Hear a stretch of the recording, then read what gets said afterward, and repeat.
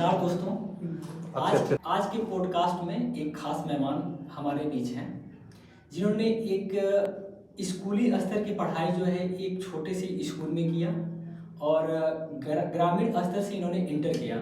फिर उनके समाज को देखते हुए और दोस्तों और गांव को देखते हुए इन्होंने एक नौकरी पाने का जज्बा रखा।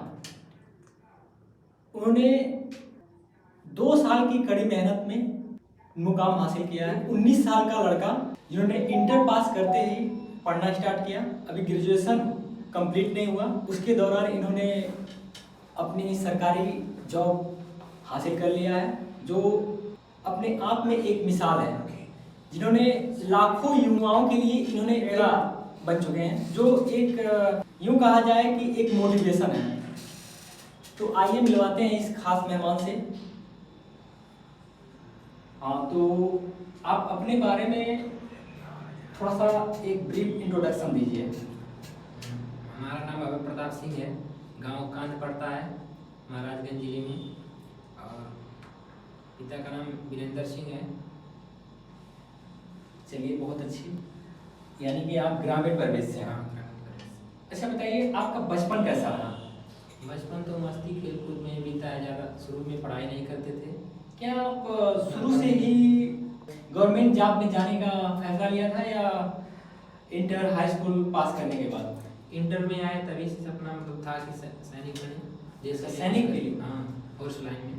अच्छा, देश सेवा के लिए मतलब इंटर के बाद ही अपना सपना बना। उधर तो मतलब सिंपल पढ़ाई चल रहा था आराम से। तो आपने पढ़ाई कहाँ से की है? जैसे आपने मान लीजिए सरकारी नौकरी के लिए आपने कौन से, कोई ऑनलाइन कोचिंग या ऑफलाइन कोचिंग या किसी लाइब्रेरी के थ्रू, मतलब कहाँ से ज्वाइन किया आपने?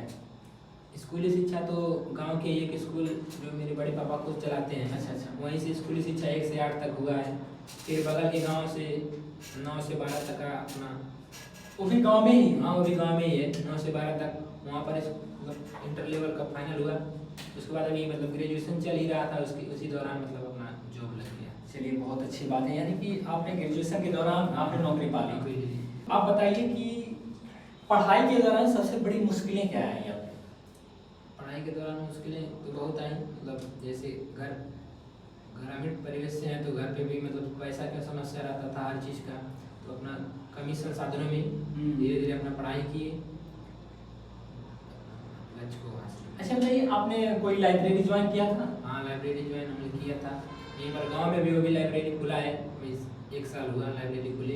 उसके पहले मतलब महाराजगंज जाना पड़ता था, साइकिल से जाते थे हम लोग, तो मतलब गांव के ही बगल वाले गांव में एक लाइब्रेरी खुल गया, मतलब बढ़िया परिवेश मिला वहाँ पे। तो लाइब्रेरी का नाम आप बताना चाहेंगे? हाँ, बिल्कुल बताना चाहेंगे। राम श्याम लाइब्रेरी नाम से है, Pipra Rasulpur HP petrol pump के बगल में है, वहीं पे हम अध्ययन किए। वहाँ की सुविधाएं कैसी है? सुविधाएं एकदम मतलब फर्स्ट क्लास है, एकदम बढ़िया, हर चीज़ का व्यवस्था है, वाईफाई, आरओ, वाटर मतलब सब चीज़ का व्यवस्था है, बढ़िया। बहुत अच्छी बात है।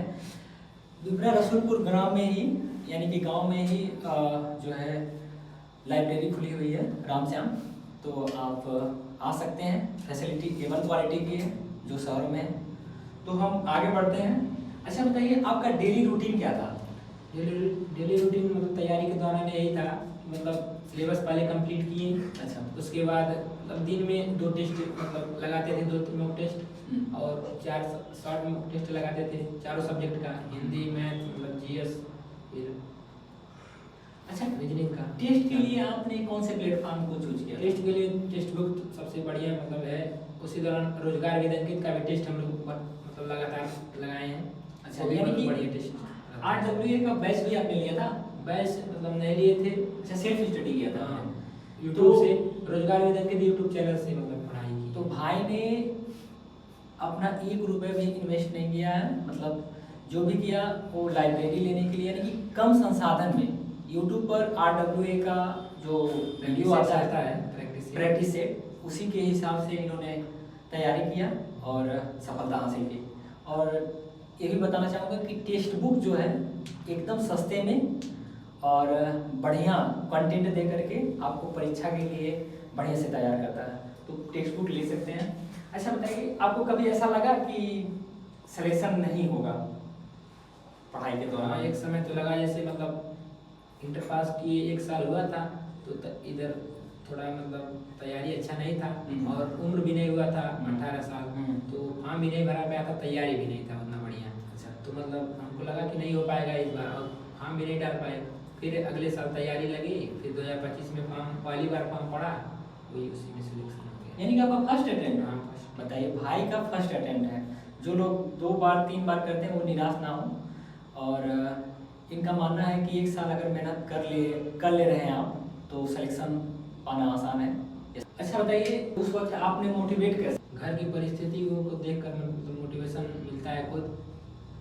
अच्छा, परिवार को ये तो है, परिवार से भी आप मोटिवेट हो सकते हैं, क्योंकि किसान परिवार से से हम लोग बिलोंग करते हैं। परिवार ही सिखाता है कि संघर्ष कितना है, और उसके हिसाब से आपको लड़ करके अपना मुकाम हासिल करना है। अच्छा बताइए, जब आपका सिलेक्शन हुआ यानी कि रिजल्ट आया, तो उस वक्त आपने सबसे पहले किसको बताया, या आपने अगर रिजल्ट देखा तो किसको बताया, या कोई और देखा तो आपको किसने बताया?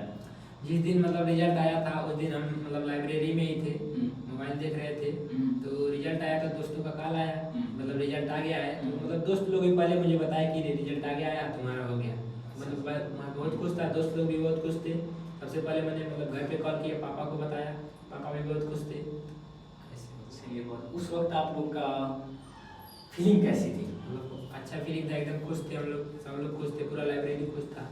तो मैं बताना चाहूँगा, भैया तुरंत महाराजगंज से आए, जिनका लाइब्रेरी है, तुरंत वहाँ से रात में ही आए, 9 बजे के टाइम में आया था। अच्छा, लाइब्रेरी ओनर? हाँ, लाइब्रेरी ओनर रामश्याम लाइब्रेरी। हाँ, रामश्याम। उनका नाम क्या है? रामश्याम लाइब्रेरी के ओनर का नाम है श्री अनंत कुमार यादव। अच्छा, अनंत कुमार यादव। चलिए, भैया को धन्यवाद, जिन्होंने एक ग्रामीण परिवेश में एक अच्छा सेटअप स्टार्ट किया है, और एक वो भी एक मिसाल है, क्योंकि सो थैंक्स उनके लिए। अच्छा ये बताइए, आप देश के युवाओं के लिए क्या संदेश देना चाहते हैं? जैसे जो एसएससी की तैयारी, पुलिस की तैयारी, और कोई भी गवर्नमेंट एग्जाम की तैयारी कर रहा, तो आप उनके लिए संदेश क्या देना चाहेंगे? जो अभी मान लीजिए 10th और 12th में है, उनको मतलब मैं यही संदेश देना चाहूँगा कि मतलब बढ़िया से 10th और 12th कंप्लीट करें, उसके बाद अपना तैयारी में लग जाएं। 1 से 2 साल बढ़िया से मेहनत कर देंगे तो कोई भी एग्जाम हो आराम से अपना निकल जाएगा, अपना लक्ष्य पा सकते हैं। यानी कि आप मेहनत कर रहे हैं तो सफलता 100% मिलेगी, क्योंकि वो जाया नहीं जाएगा। नहीं, कभी नहीं। तो आप देश के लिए क्या संदेश देना चाहते हैं? देश के लिए तो मतलब यही संदेश देना चाहते हैं कि मतलब जिनका भी सरकारी जॉब लग गया है, देश के लिए एकदम निस्वार्थ अपना सब दान कर दे, मतलब देश सेवा में एकदम तन मन धन से लगे रहें। यानी कि देश सर्वोपरि है। हाँ, देश सर्वोपरि, देश के साथ गद्दारी नहीं आपका करना है। सिलेक्शन सरकारी जॉब में किसके थ्रू हुआ है अभी? सर, मेरा मतलब जॉब एसएससी जीडी के थ्रू सीआईएसएफ में मतलब चयनित हुआ हूँ 2025 में। चलिए, भाई के लिए धन्यवाद। अच्छा ये बताइए, आप क्या आपका जो है करियर और गोल यहीं तक था, या आगे कुछ और करना है? नहीं, अभी इससे यहीं रुकना नहीं है, अभी आगे भी बढ़ना है, मतलब एसआई के लेवल पे मतलब दरोगा के पोस्ट पे जाना है। तो अभी तो मान लीजिए साल भर का ट्रेनिंग होगा, तो उसमें मतलब तैयारी बाधित होगा, तो ट्रेनिंग के बाद मतलब तैयारी फिर से शुरू करेंगे, और चलिए इससे ऊँचे पोस्ट पे जाने का मतलब पूरा यानी कोशिश कि करेंगे। जो सफलता होती है वो एकमात्र नहीं होता, इंसान का हमेशा जो है एक ऊंचे स्तर की सोच होनी चाहिए, और हमेशा सक्सेस रेशियो जो है हमेशा ऊपर ही सोचना चाहिए। यानी कि भाई का सीआईएसएफ में हुआ है, और इनका सपना है कि दरोगा बनना। तो यूपी के एसआई के लिए फॉर्म डाला है आपने? अभी तो ग्रेजुएशन कंप्लीट नहीं हुआ है। अच्छा, और अच्छा। उम्र भी नहीं है अभी मतलब दरोगा के लिए, क्योंकि उसके लिए 21 वर्ष चाहिए। 21 वर्ष चाहिए और ग्रेजुएशन फाइनल होना चाहिए। चलिए। तो अभी 1 साल लगेगा हमको मतलब ग्रेजुएशन करने में, उसके बाद फॉर्म अप्लाई होगा। तो आप ट्रेनिंग कब जा रहे हैं? ट्रेनिंग हमको 16 फरवरी को मतलब वहाँ पर आरटीसी देवली राजस्थान में रिपोर्ट करना है, तो 14 फरवरी को हम घर से निकलेंगे। चलिए, इसके लिए आपको बहुत बहुत धन्यवाद। हमारे गांव और देश के युवाओं के लिए जो एसएससी जीडी, पुलिस या पीसीएस के लिए, यूपीएससी के लिए, नीट या रेलवे के लिए किसी भी एग्ज़ाम के लिए तैयारी कर रहे हैं, तो वो हमेशा निरंतरता बनाए रखें, कंसिस्टेंसी बनाए रखें, और सफलता 100% मिलेगी अगर आप छोड़े नहीं तो रैपिड राउंड में मैं इनसे कुछ खास क्वेश्चन पूछना चाहता हूँ जो इनको तुरंत जवाब देना होगा। तो सबसे मुश्किल सब्जेक्ट आपका क्या था, बताएं आप। मुश्किल सब्जेक्ट तो सबसे जीएस था। तो उसको आपने कैसे हैंडल किया? प्रैक्टिस सेट किए, रिवीजन करते थे, जो टेस्ट लगाते थे, जो उसमें सवाल गलत होता था उसको मतलब एक कॉपी पे नोट कर लेते थे, उसको बार बार रिवीजन करते थे। इसी से मतलब यानी कि रिवीजन से ही हम जो है किसी भी चीज़ को किसी भी सब्जेक्ट सही को कर सकते हैं। अच्छा कर सकते हैं। अच्छा, सबसे पसंदीदा सब्जेक्ट आपका कौन सा? मेरा पसंदीदा सब्जेक्ट सबसे अच्छा मतलब मैथ था। मैथ लगाने में बहुत अच्छा लगता था, बहुत ज़्यादा बहुत सारे लोग करते थे। बहुत सारे लोगों को मैथ में थोड़ी सी डर लगता है। डर लगता है। चलिए, बहुत अच्छी बात है। अच्छा बताइए, तैयारी के वक्त आपने सबसे ज़्यादा मिस क्या किया कि ये चीज़ें हमको करना चाहिए था, डेली रूटीन थी? तैयारी के दौरान शादी न्योता, दोस्त के घर जाना, मतलब घूमना फिरना, मेला वगैरह, मतलब धाम वाम करना, मतलब सब छूट गया। कितने समय तक आपने इस चीज़ को अवॉइड किया? 1 से 2 साल। चलिए, ये तो बहुत बड़ी बात है। यानी कि अगर सिलेक्शन पाना है तो इन सब चीज़ों से, शादी विवाह, दोस्त, हित जो भी हैं, इनको थोड़ा सा साइड में रखना होगा, उसके बाद सफलता अपने आप आएगी। अच्छा बताइए, सिलेक्शन के बाद सबसे पहले आप क्या खरीदेंगे या क्या खरीदा? अभी तो कुछ खरीदे नहीं है, लेकिन सपना है बुलेट बाइक का। चलिए, उसके बाद फिर आपका कार वगैरह, फिर आगे आपका सपना पूरा हो बुलेट के लिए। बहुत बहुत धन्यवाद, आपने अपना सफ़र हमारे साथ शेयर करने के लिए। आपकी कहानी जो है हजारों युवाओं के लिए प्रेरणा बनेगी। मेरा मानना है कि अगर आप वाकई में मेहनत कर रहे हैं तो सफलता 100% मिलेगी। तो दोस्तों, अगर आपको पॉडकास्ट पसंद आए तो लाइक, शेयर और सब्सक्राइब करें, और आप बताएं कि किस टॉपिक पे हमें सजेस्ट करें कि किस टॉपिक पे हम बनाएं, और अगला मोटिवेशन किसके लिए बनाएं।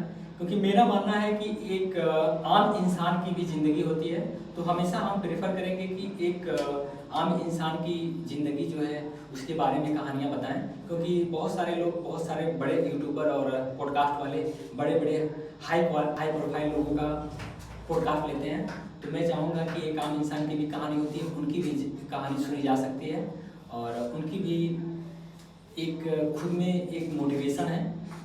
तो मिलते हैं अगले एपिसोड में, तब तक के लिए मेहनत करते रहिए, सपने देखते रहिए, और हार कभी मत मानिए। So thank you.